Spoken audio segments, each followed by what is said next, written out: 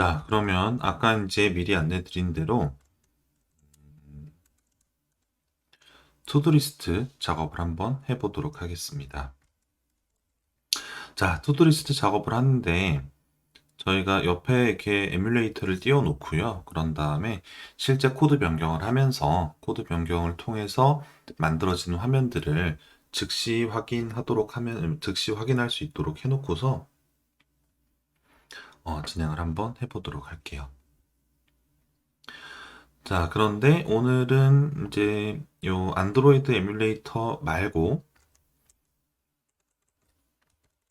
다시 터미널로 가서 iOS 시뮬레이터를 띄워놓고 한번 보도록 하겠습니다. 왜냐면은 이 앱을 만들 때 굉장히 중요한 게 노치에 대한 처리예요. 노치에 대한 처리인데, 안드로이드 기기도 뭐 이론적으로는 노치가 있는 모델이 있다고 하는데, 뭐 사실상 저희가 일반적으로 만날 수 있는 거의 대부분 상용 기기들은 노치가 있는 것처럼 보이지만 사실은 노치 없이 이제 그냥 그 스크린 쓸 수 있는 영역들이 기존 폰들하고 똑같은 그런 기기들이 거의 대부분이고, 아이폰 같은 경우에는 이 노치 부분이 있기 때문에 노치에 대한 부분들을 같이 해결을 할 겸 해서 아이폰으로 기준을 놓고 작업을 한번 해보도록 하겠습니다. 자, 그래서 이 투두리스트라는 거는 결국 할 일 목록이잖아요. 그래가지고 여기 이제 그 입력하는 칸이 하나 있고 할 일을 입력하고 그런 다음에 그것들을 완료하고 삭제하고 이제 이런 것들이 주된 목적을 이루는 애플리케이션입니다.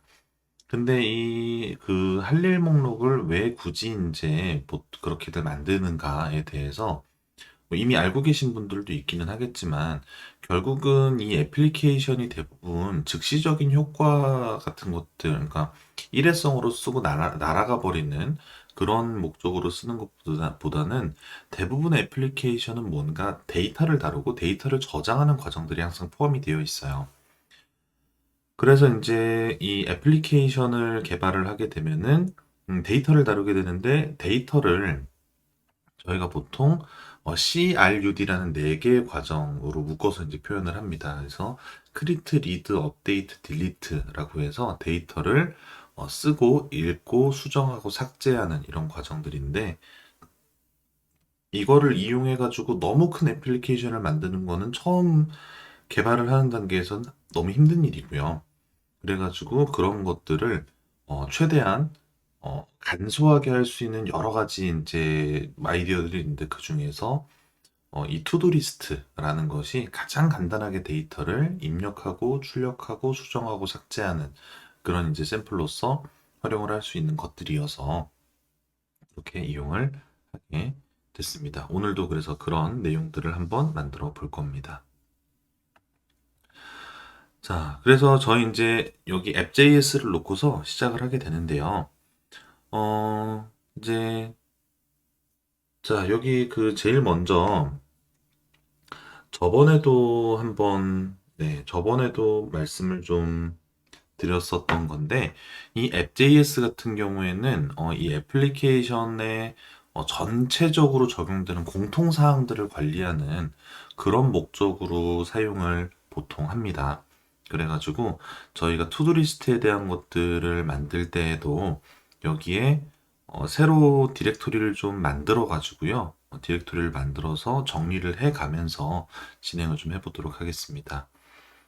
오늘은 src라는 보통 이제 소스죠. 소스의 약자로서 쓰는 이제 이름인데, 그래서 src라는 디렉토리를 하나 만들고요. 그런 다음에 지금 저희가 이제 뭐 투두리스트가 뭐 단일 페이지로 나올 겁니다. 투두리스트는 뭐 그렇게까지 복잡하게 구조가 만들어질 만한 그런 애플리케이션은 아니에요. 그렇지만 페이지스라는 거를 하나 만들어 가지고 그 안에 투두리스트라는 이름의 JS 파일을 하나 이렇게 만들어 보도록 하겠습니다. 그리고 기본 틀을 한번 잡아 볼게요. 펑션 투두리스트라고 해가지고 기본 틀을 하나 잡아 놓고, 그런 다음에 여기 이제 뷰 하나, 텍스트 하나 이렇게 만들어가지고 투두 리스트라고 이름 출력이 되게끔 이렇게 한번 만들어 보도록 하겠습니다. 자, 이제 VS 코드를 사용을 하시면 조금 코드 힌트의 도움을 받으실 수 있습니다. 코드 힌트가 이제 완전 순정 VS 코드에서는 아주 잘 나오지는 않지만 그래도 어느 정도는 이렇게 도움을 좀 받으실 수 있습니다. 그래서 이게 이제 뷰하고 그리고 텍스트 이런 것들을 임포트를 하고요. 자, 여기 앱.js에 있는 기본 내용들 다 삭제하고요. 그런 다음에 여기에다가 투두 리스트 하나만 이렇게 출력을 하도록 하겠습니다. 이 밑에 스타일이 더 이상 필요하지 않게 됐습니다. 위에 사용하지 않는 임포트들도 다 정리해 주겠습니다. 자, 제일 먼저 만나는 게 이제 이 노치에 대한 이슈입니다. 아까는 이거를 정중앙에 정렬을 해놨기 때문에 정렬에 대한 부분들이 별로 문제가 없었어요. 자, 그런데 이제 이것들을 제거하고 기본 뷰를 만들고 나니 제일 먼저 만나는 게 노치에 대한 이슈입니다. 이건 이제 저번 시간에도 한번 이제 설명을 드리기는 드렸었어요. 자, 그래가지고 이 뷰에 대한 부분들을 이 노치가 있는데, 그러니까 이것들이 어떻게 그러니까 어떤 식의 UI를 구성을 하느냐에 따라서 이게 노치가 항상 필요 없는 부분들은 아닙니다. 예를 들면 여기에 뭐 동영상 재생이 된다든가 아니면 뭐 이미지를 본다든가 할 때에는 이런 노치에 대한 영역까지 써가지고 정말로 화면을 꽉 차게 쓰는 게 정말 좋은 UI가 될 수도 있어요. 근데 이제 지금은 그렇지 않을 뿐이죠. 그래가지고 일반적인 컨텐츠는 이 노치 라인을 시작으로 해서 이 밑에 부분에 나오게 되고 어떤 경우에는 이거를 이제 완전히 풀스크린으로서 이제 활용을 하게 되고 이런 차이들이 있게 되는데 자 어쨌든 지금 저희는 이 노치 부분을 안 쓸 겁니다. 노치 부분을 공백으로 놔둘 거예요. 자 그래서 여기에 저희가 사용할 수 있는 것이 세이프 에리어 뷰에 대한 겁니다. 그래서 이 뷰를 세이프 에리어 뷰로 대체만 해주는 것으로 이 위에 있는 노치 부분 그런 다음에 이 밑에도 마찬가지예요. 이 밑에도 이제 이 홈 버튼을 대체하는 이 홈 버튼 대체하는 UI가 있잖아요. 그래서 이 UI를 기준으로 해가지고 한 UI 기준으로 해서 위아래로 이제 어느 정도 요 라인은 이제 대강 눈으로 봤을 때 요 아래쪽 곡선이 시작되는 요 근처쯤에 있는 요 부분만큼은 뭔가 디스플레이 목적으로 쓸 수는 있는데 여기에 이제 뭐그 터치가 되는 요소 이런 것들을 넣어 놓으면은 여기 있는 이 그 홈 버튼 역할하는 UI하고 겹쳐서 동작을 잘 안 하게 되는 경우들이 있어요. 자, 그래서 세이프 에리어는 위에도 일부 공간이 있고 밑에도 일부 공간이 있는 이런 형태로 사용이 되고 자, 좀 보기 쉽게 한번 테두리를 표시를 좀 해보겠습니다. 인라인 스타일로 금방 표시를 해볼게요. 보더 위스 1에 이거를 화면 꽉 차는 플렉스 1로 이제 해가지고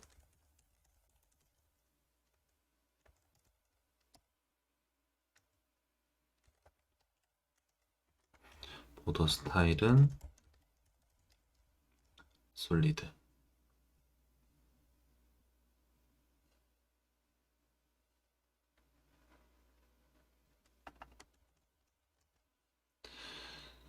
자, 테두리가 나와야 하는데 안 나오네요.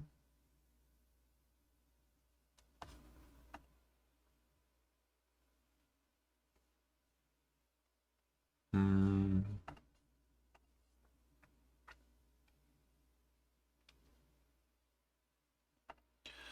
자, 왜일까요? 잠깐만요.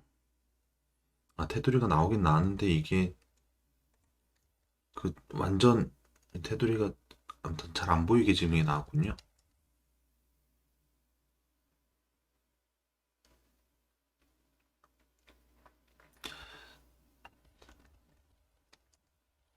자, 여기 세이프 에리어 말고 세이프 에리어 안쪽에 뷰를 만들어서 세이프 에리어 내부 쪽 영역이 얼만큼인지를 보여드릴게요.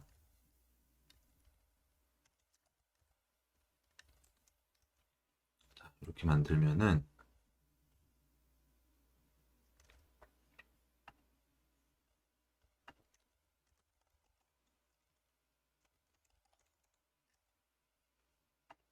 자, 빨간색 테두리 위에 시작 줄하고 밑에 줄하고 이렇게 보이시죠? 그래서 요만큼이 지금 세이프 에리어 안쪽의 크기예요.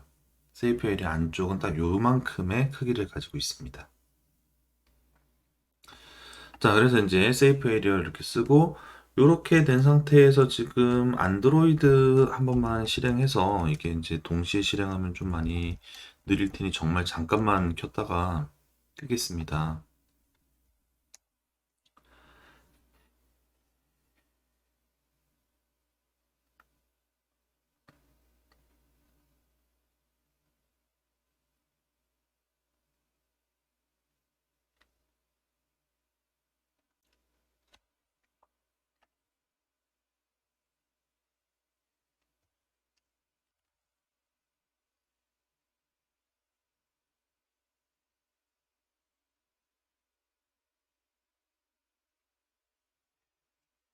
자, 지금 이렇게 해보면은 요건 이제 엑스포의 약간 좀 불편한 점 중에 하나인데 이거는 세이프 에리어 뷰가 아니어도 똑같은 문제가 있는데 위에 이제 이 스테이터스 바 위에까지를 자꾸 영역으로 잡는 문제가 있어서 그래서 그 엑스포 관련 문서를 찾아보시면은 이 부분을 이제 해결을 하게끔 하는 그런 이제 내용들이 있습니다. 그건 조금 이따가 시간이 좀 남으면은 좀 설명을 드리고 추가를 해보도록 할게요. 어쨌든 안드로이드 에뮬레이터에서는 이제 알아서 요거로 화면 끝에까지 사용을 하고요. 그리고 아이폰에서는 노치를 제외한 영역들을 사용을 하고 요런 이제 특성을 좀 가지고 있습니다.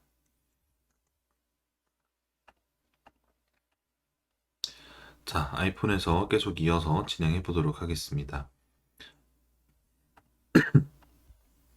자, 기본적인 구조를 한번 잡아볼게요. 기본적인 구조를 잡는데 투두리스트 같은 경우에는 투두리스트가 일반적으로 가지고 있는 모양들을 생각을 해보면 자, 투두리스트는 이렇게 그 앞에 뭐 할 일 1, 2, 3 이런 식으로 할 일이 목록 형태로 나오고요. 그리고 이 앞에 이제 뭔가 완료의 상태를 표시할 수 있는 체크 같은 것들이 있습니다. 체크하는 것들이 있고요. 체크하는 거는 여러 가지로 사용을 할 수가 있는데 리액트 네이티브에서 제공하는 것 중에서는 스위치라는 게 있고요.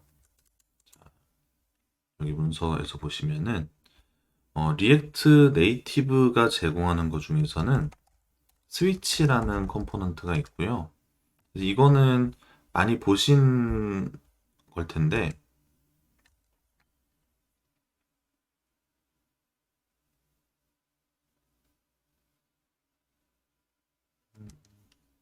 자, 스위치를 임포트해서 한번 보여드릴게요. 그래서 여기 이제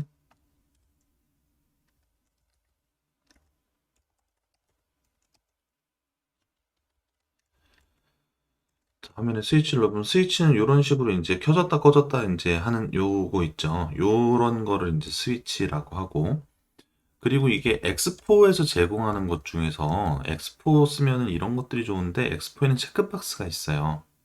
그래서 체크박스라는 게 있어서 체크박스를 사용할 수 있고 물론 이제 아예 기본으로 포함이 된 게 아니라 요거를 별도로 설치를 하기는 해야 됩니다. 설치를 해야 되는데 이게 미리 보기가 되면 좋을 텐데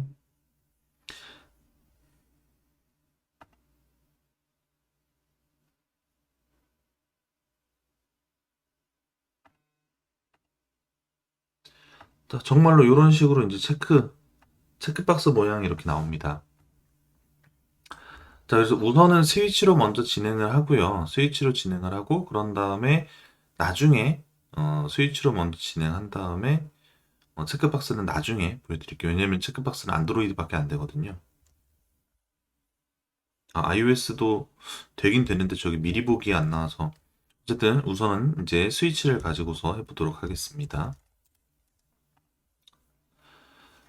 자, 근데 이제 스위치 같은 경우에는 스위치도 대표적으로 안드로이드 쓰시는 분은 사실 이런 모양 스위치 보신 적이 별로 없죠. 만약에 이런 모양의 스위치를 보셨으면은 그거는 일부러 모양을 그렇게 만든 스위치들이에요.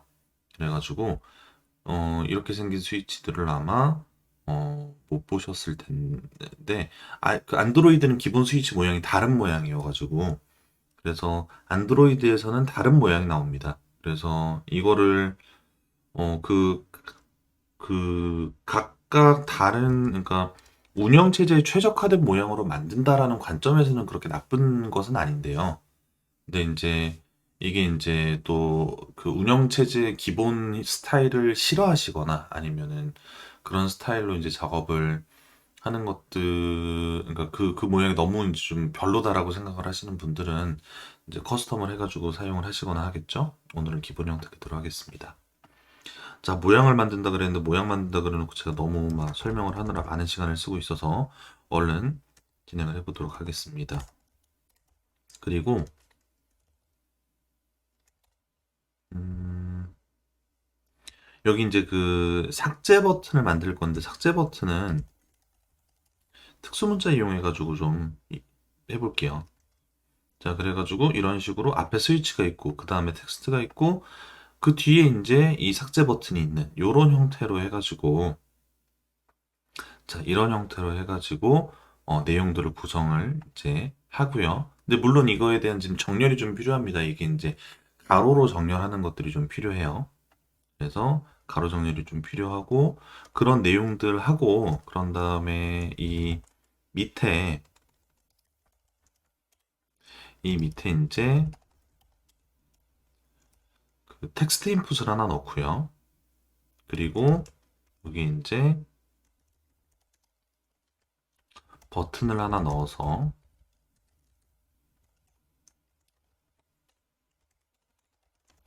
추가하는 부분이 있어야겠죠.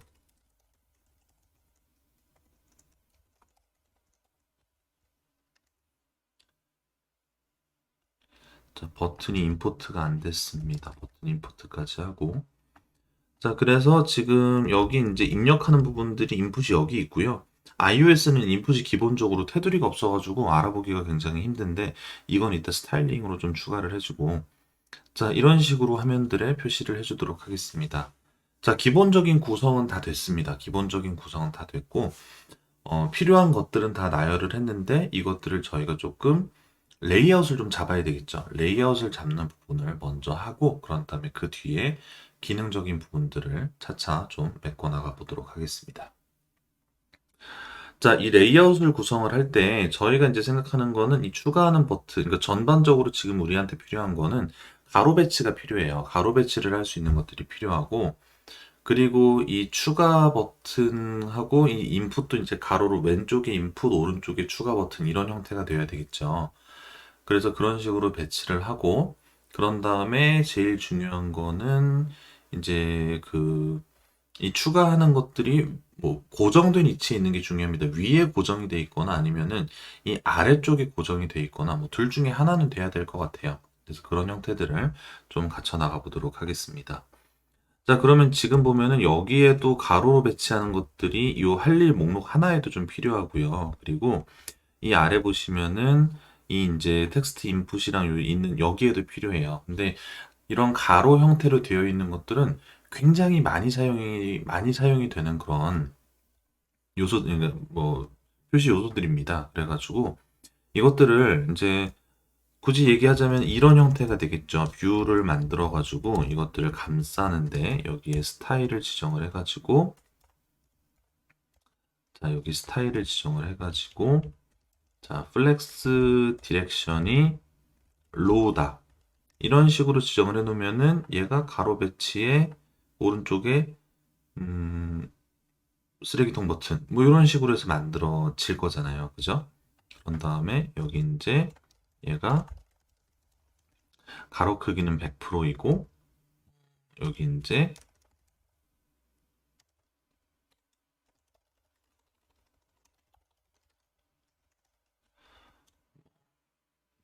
저스티파이 컨텐츠는 뭐 스페이스 비트윈이다. 뭐 이런 식으로 이제 해놓으면은 이것들이 이런 식으로 정렬이 되어 나가겠죠. 근데 이제 이런 컴포넌트를 굉장히 많이 사용을 할 거기 때문에 이런 컴포넌트들을 굉장히 많이 사용을 할 거기 때문에 자, 이것들을 저희가 좀 공통 컴포넌트로 정리를 하면서 시작을 해보도록 하겠습니다. 새 파일을 하나 만들기로 하고 디렉토리를 좀 정리를 해볼게요. 컴포넌트 안에 자, 가로로 배치하는 컴포넌트이기 때문에 뭐 로우, 뭐 내지는 뭐 H 그룹 이런 이름들을 많이 쓰죠. 그래서 여기에 로우라고 이렇게 컴포넌트를 하나 만들고 그리고 여기에 자, 뷰를 하나 넣어가지고 이 뷰에다가 저희가 아까 얘기했던 것처럼 플렉스 디렉션이 로우이고 그런 다음에 자, 가로가 100%로 차 있는 이런 로우를 하나 만들어 보도록 하겠습니다. 자, 그리고 이제 여기에 중요한 거는 이런 컴포넌트는 반드시 어떤 레이아웃을 목적으로 누구를 감싸는 형태가 되기 때문에 이 children을 사용을 하게 돼요. 그래가지고 children을 이렇게 출력을 하도록 만들어 놓고요. 그런 다음에 여기에다가 이 뷰 대신 row라는 컴포넌트를 이렇게 넣어 보도록 하겠습니다. 그러면은 아까랑 뭔가 옵션이 조금 달라져가지고 뭐 좀 아까랑 옵션이 좀 달라지긴 했지만 어쨌든 가로로 배치하는 것들이 이제 됐고요. 그런 다음에 스위치가 여기에도 하나 여기에도 하나 삭제 버튼이 여기에도 하나 여기에도 하나 이렇게 들어가는데 여기에다가 저희가 다 로우 이용해 가지고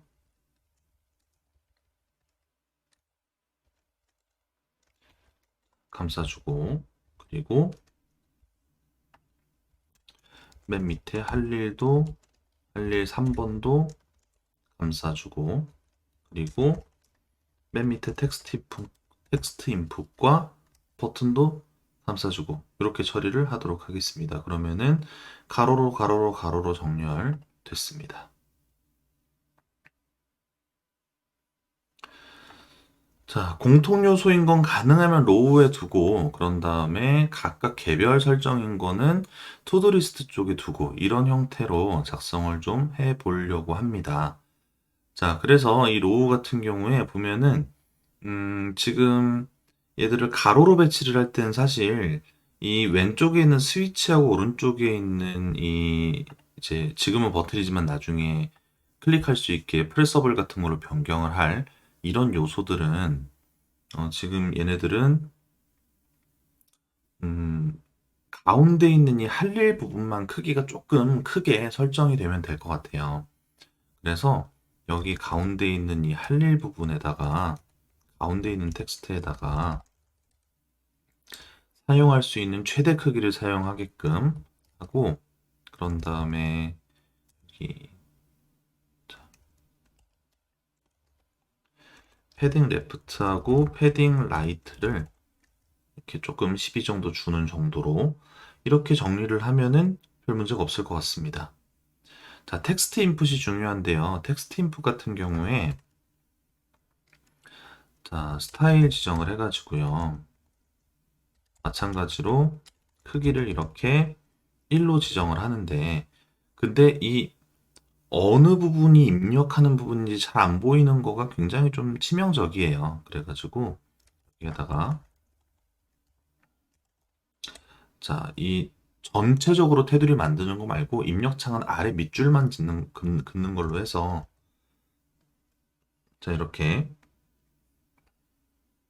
할당을 해주고 그런 다음에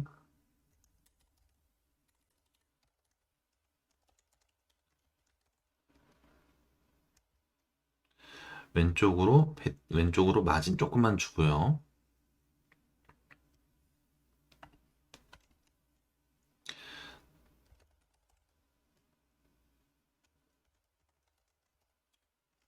보더 바텀 컬러는 자, 회색으로 조금 연하게 뭐 이 정도 이제 레이아웃을 좀 잡아놔 보도록 하겠습니다.